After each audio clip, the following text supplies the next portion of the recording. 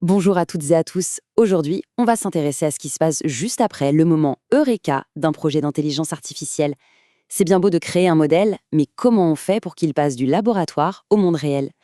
Comment on le transforme d'un simple prototype à une solution qui tourne à grande échelle et qui crée de la valeur? Bref, comment on passe du modèle à l'usine? Allez, on commence fort avec une affirmation un peu à contre-courant. Créer un modèle d'IA, en fait, c'est la partie facile. Oui, oui, vous avez bien entendu. Le vrai, le gros du travail, le véritable défi, il commence juste après. Et ça nous amène tout droit à la question qui fâche. Si créer le modèle, c'est si simple, pourquoi est-ce qu'on entend partout que la plupart des projets d'IA n'arrivent jamais en production, ou qu'ils échouent lamentablement une fois déployés? Qu'est-ce qui coince?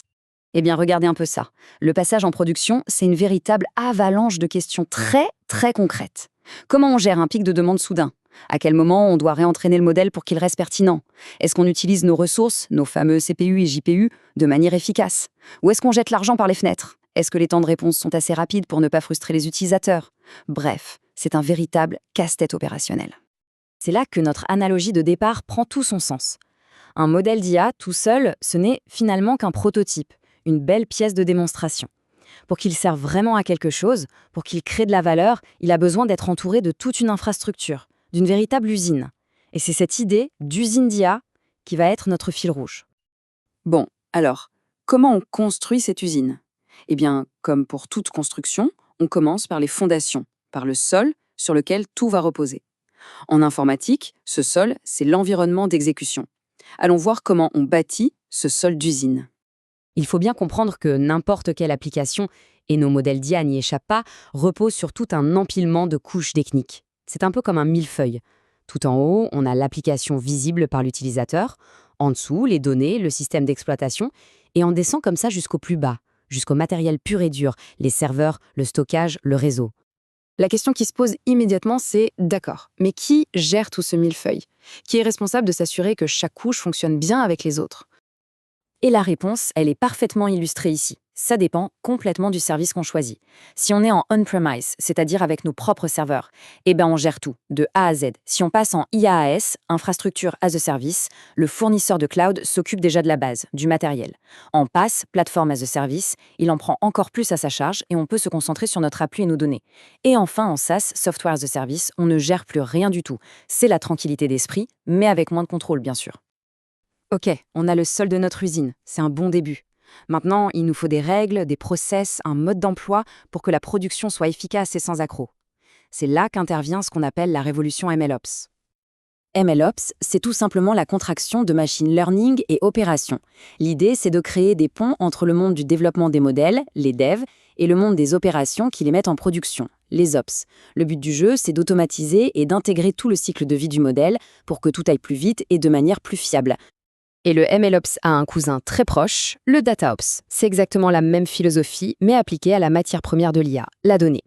Comme le dit très bien Gartner, il s'agit d'améliorer la communication et l'automatisation des flux de données.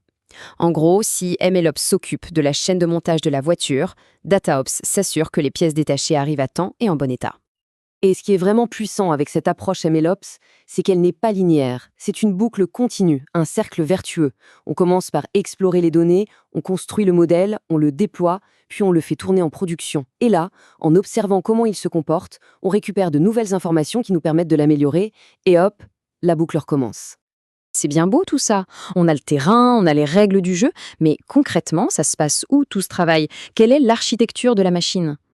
On en vient donc à l'architecture même de notre usine, ce qu'on appelle la plateforme de données. Et c'est un domaine qui a connu des transformations absolument radicales au fil des décennies. Ce petit voyage dans le temps le montre bien. Dans les années 80, on avait le data warehouse, l'entrepôt de données bien structuré. Dans les années 2000 est arrivé le data lake, le lac de données où on pouvait tout stocker en vrac. Les années 2010, c'est l'âge d'or des plateformes dans le cloud. Et aujourd'hui, le concept qui fait fureur, c'est le data mesh. Et ce qui se cache derrière cette évolution, c'est un changement de philosophie majeur. On est passé d'un modèle où une seule équipe centrale gérait toutes les données de l'entreprise et devenait un énorme goulot d'étranglement, à une approche complètement décentralisée. Et c'est ça, le data mesh, le maillage de données. L'idée, c'est que chaque domaine métier, le marketing, la logistique, la finance, devient propriétaire de ses propres données. Chaque équipe est responsable de traiter ces données comme un produit propre, fiable, bien documenté et facile à utiliser pour les autres équipes de l'entreprise. Parfait. On a le sol, on a les règles du jeu et on a l'architecture globale de l'usine. Il ne nous manque plus que la chaîne de montage, ce qui va faire circuler la matière première et les produits finis. C'est le rôle des pipelines de données. Un data pipeline, c'est donc un ensemble de processus automatisés qui agissent comme des tuyaux. Ils aspirent la donnée d'un point A, lui font subir des transformations en chemin, on la nettoie, on l'enrichit, on l'agrège et la livre toute prête à un point B. C'est vraiment le système sanguin de notre usine d'IA. Pour gérer le trafic dans ces tuyaux, il y a deux grandes philosophies. L'orchestration, c'est l'image du chef d'orchestre, un cerveau central qui dit à chaque service exactement quoi faire et à quel moment. C'est simple à contrôler, mais si le chef est débordé, tout s'arrête. L'autre approche, la chorégraphie, c'est plutôt une troupe de jazz. Chaque musicien connaît sa partition, écoute les autres et s'adapte. C'est beaucoup plus souple, plus agile, mais ça demande une excellente coordination. Dans le monde des pipelines, il y a un autre grand débat. ETL contre ELT. La différence tient juste à l'ordre des opérations. L'approche traditionnelle, c'est l'ETL. On extrait la donnée, on la transforme, puis on la charge à destination. L'approche moderne, rendue possible par la puissance du cloud, c'est l'ELT. On extrait, on charge d'abord la donnée brute et on la transforme seulement après, directement là où elle est stockée. C'est bien plus flexible. Et toutes ces approches modernes convergent vers un but ultime, symbolisé ici par ce chiffre 1. L'objectif, c'est d'arriver à avoir une seule et unique architecture, un seul code, capable de gérer à la fois les données qui arrivent en temps réel, en continu, et les énormes volumes de données du passé.